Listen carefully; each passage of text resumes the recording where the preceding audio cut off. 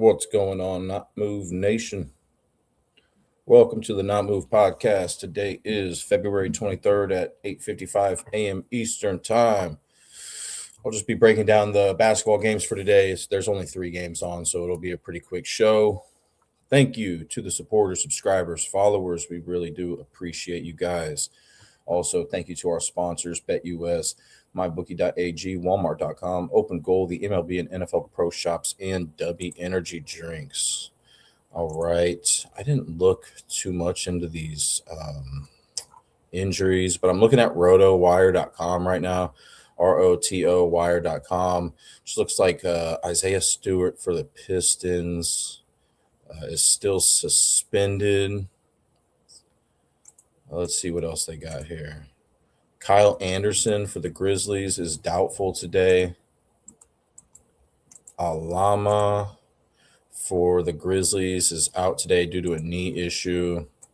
By the way, Kyle Anderson is doubtful with a knee issue as well. What else do they got here? Is Coward still out? Yep, Coward for Memphis is out with a knee issue.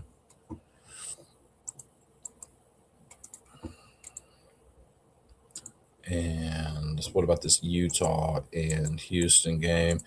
Keontae George, questionable to play with an ankle issue for Utah.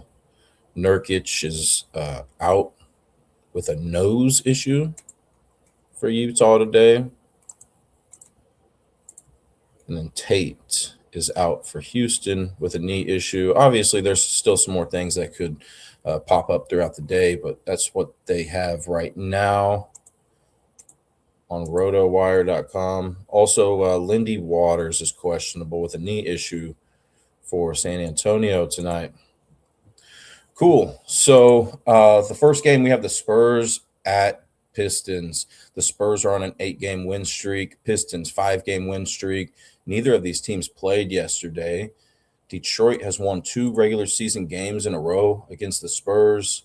These teams have not played against each other this season. The Spurs have a 4-1 money line record on Mondays this season, and Detroit has a 10-1 money line record on Mondays this season. The Spurs have lost 6 consecutive games that they've played against any team on this exact date, February 23rd. And, I just made a post this morning to my socials just in case you guys were interested in this. But, I found out that Tobias Harris, the projected starting power forward for the Detroit Pistons, has a 13-1 career record against De'Aaron Fox, who's the projected starting point guard for the Spurs today. Tobias Harris also has a 9-1 career record against Keldon Johnson. Anyways, I didn't look at this line last night, but when I checked this morning, Detroit was favored by 1.5, over under 230.5. I checked that at about 7:50 a.m. Eastern time. I looked at 3 different against the spread trends in this game, and the Spurs have advantages in all 3 of those categories. The Spurs do have the 5th best record against the spread in the entire NBA this season. Detroit has the 7th best, but I'll give the Spurs the advantage there. Then the Spurs are 8-5 against the spread as a road underdog, which ranks 9th best in the NBA. And the Pistons are 11-12 against the spread as a home favorite. So I'll give the Spurs the advantage there. Then the Spurs are 20-17-2 against the spread after a win, which ranks 9th best in the NBA. And then Detroit's 21-20 against the spread after a win. Both of these teams are really good in regards to team defensive efficiency. Detroit ranks 2nd in that category. The Spurs rank 3rd. So I don't see too many flaws with either team defensively. But let's start with the Spurs, okay? They limit those points in the paint very well. They rank 7th best in the NBA in that category. They limit the fast break points per game as well. They rank 2nd best in the NBA in that category. But the biggest flaw that I see with the Spurs in regards to where they rank to the usual, categories that I look at is the 3-point field goals allowed per game. They rank 15th in that category. So their average at limiting that to opposing teams per game. Duncan Robinson is the leader for Detroit in 3-point field goals made per game, and he ranks 16th best in the NBA in that category. The Spurs are above average at limiting those assists per game. They rank 12th best in that category. They rank 8th best in rebounds allowed per game, and second best in opponent free throw attempts allowed per game. So, very good defensive team. Out of all those categories, their weak spot is that 3-point defense. Now, with the Pistons, I mentioned that they rank second in team defensive efficiency. So, these are two good defensive teams meeting up today. And the Pistons' biggest vulnerability is sending their opponents to the free throw line. The Pistons send their opponents to the free throw line more times per game than any other team in the league. Well, let me rephrase that. They allow the most free throw attempts per game to opposing teams.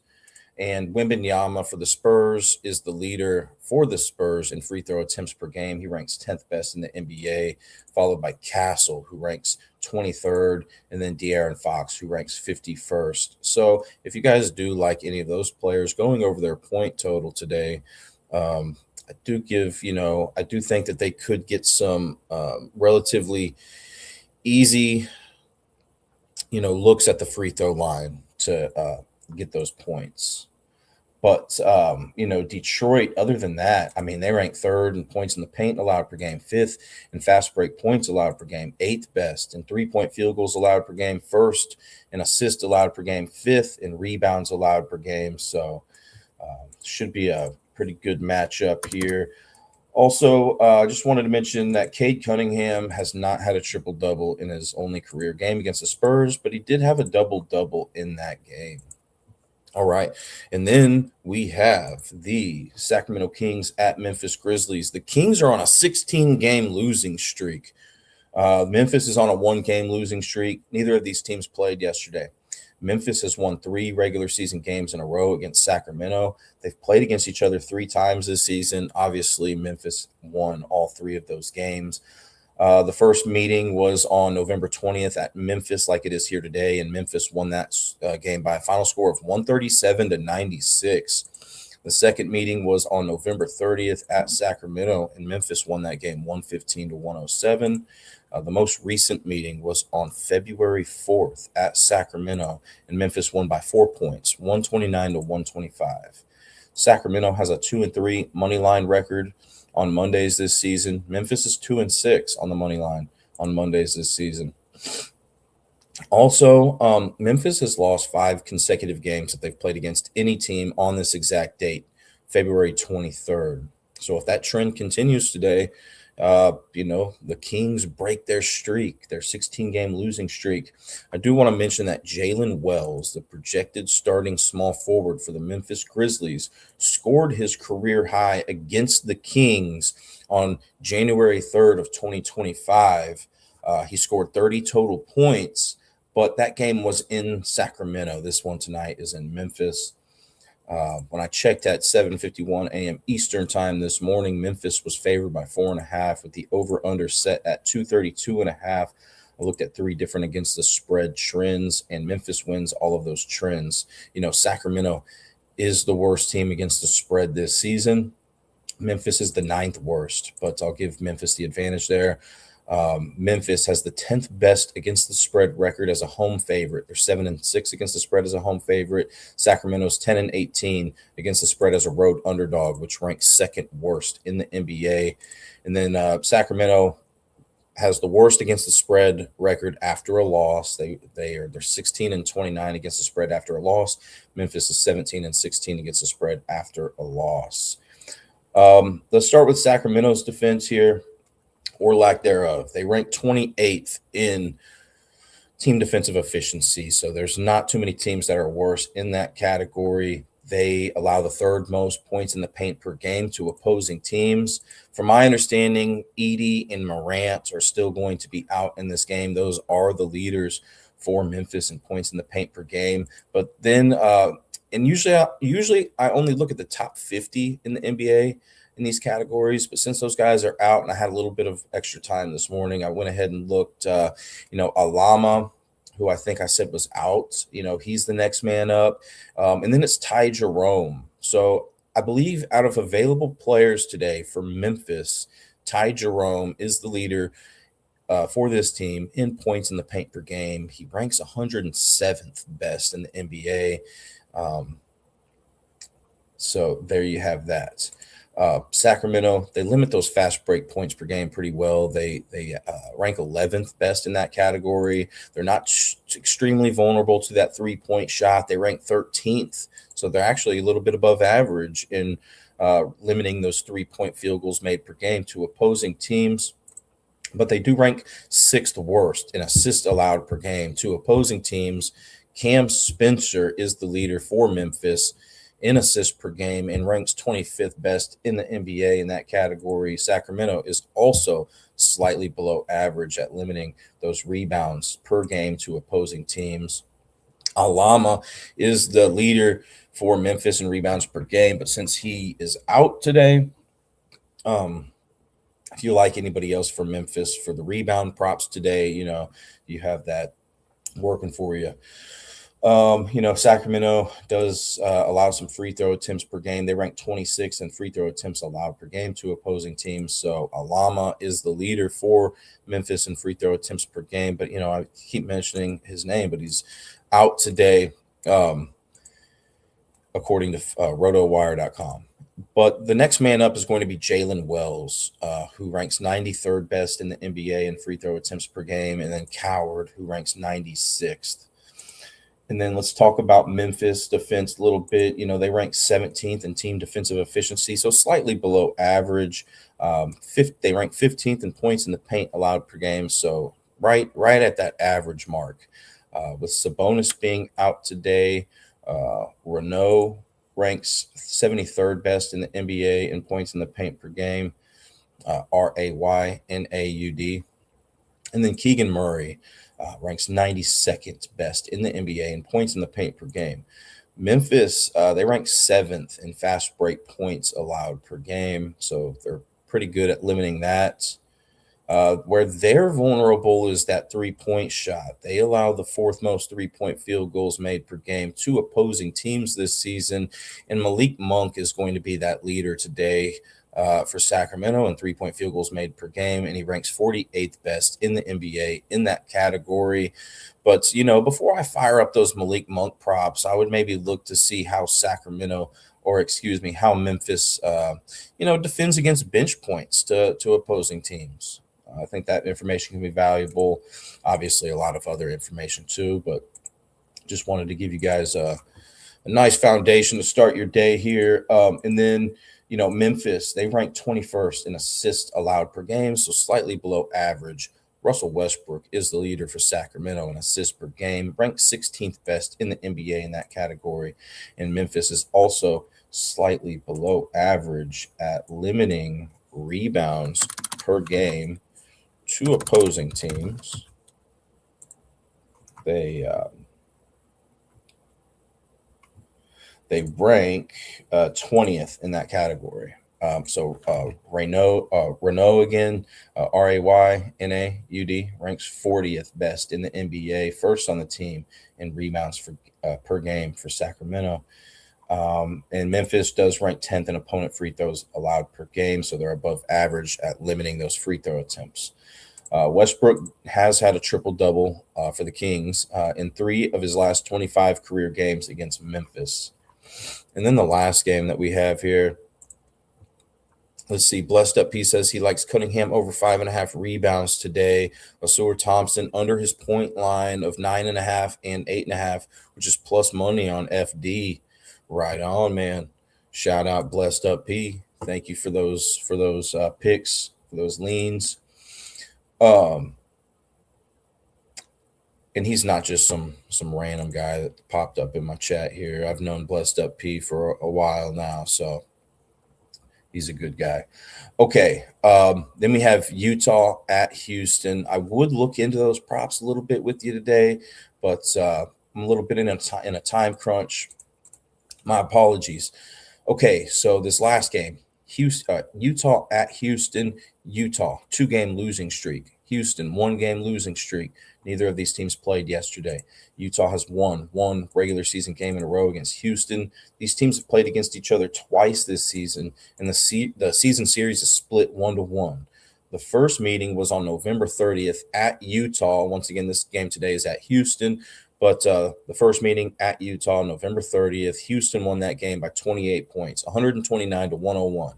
The most recent meeting was on December 1st at Utah, and Utah won 133-125. That game was also on a Monday, like it is here today.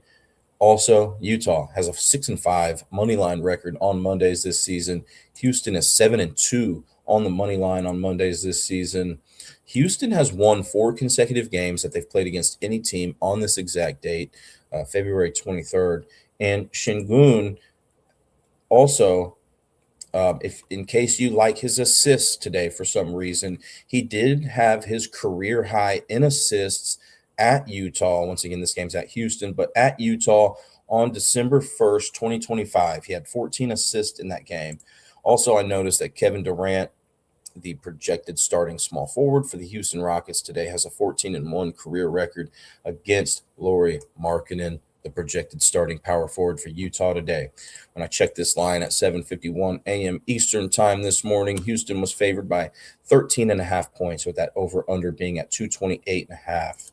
I looked at 3 different against the spread trends in this matchup, and Houston, believe it or not, or excuse me, Utah, believe it or not, wins all 3 of those trends. Utah has the 8th best record against the spread this season. Houston, 6th worst record against the spread. Utah, they're 13-12 against the spread as a road underdog, but Houston's 8-16 against the spread as a home favorite, which ranks 2nd worst in the NBA. So I'll give Utah the advantage there. And then Utah is 21-17 against the spread after a loss. Houston's 10-10 against the spread after a loss. So I'll give Utah the advantage there. I mentioned this. I mention this all the time. It feels like I mention this every day. But Houston, they're a good defensive team. They rank 5th best in team defensive efficiency. So I don't see huge flaws with this Houston defense. But I will say, according to where they rank at all the categories that I normally talk about on these shows, Houston is most vulnerable to the fast break points allowed per game, but they're still above average at defending against that.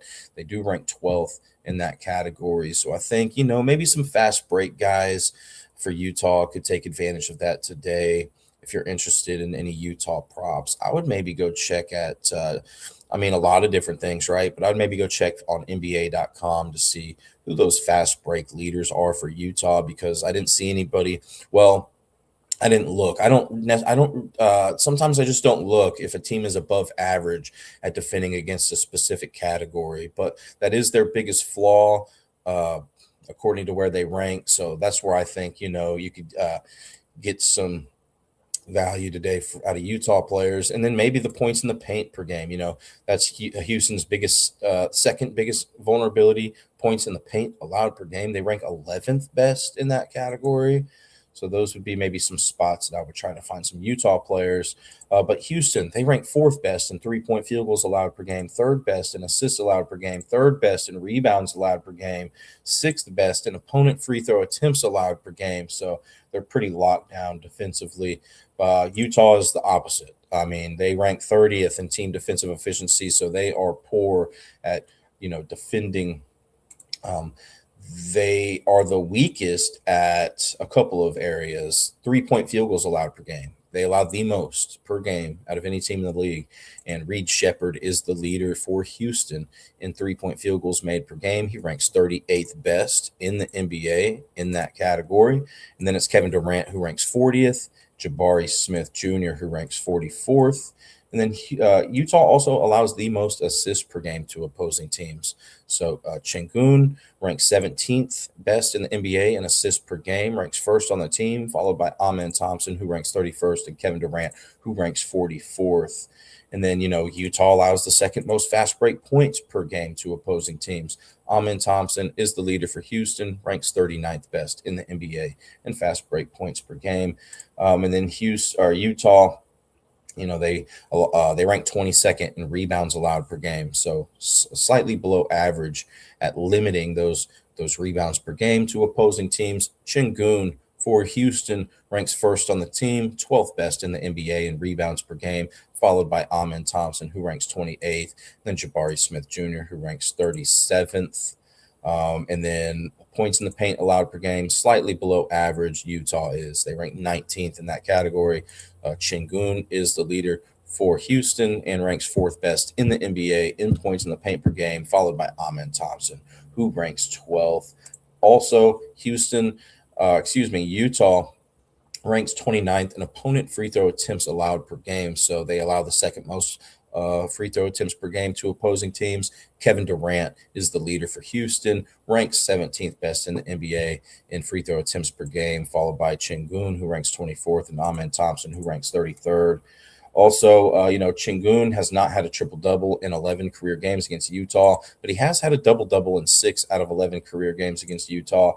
And then Amen Thompson hasn't had a triple-double in 9 career games against Utah, but he's had a double-double in 3 out of 9 career games against Utah. All right, everybody. I think that about does it today. We have a pretty big NBA slate tomorrow, so I'll get working on that. And good luck today, guys, with your picks.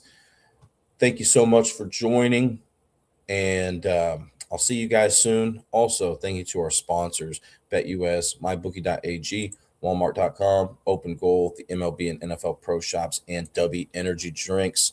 All right. Thanks again, guys. Good luck today. This non-casual podcast may not be reproduced, retransmitted, or reused without the authorized written consent of the Not Move Podcast Network. Thank you, and we hope you enjoyed today's broadcast.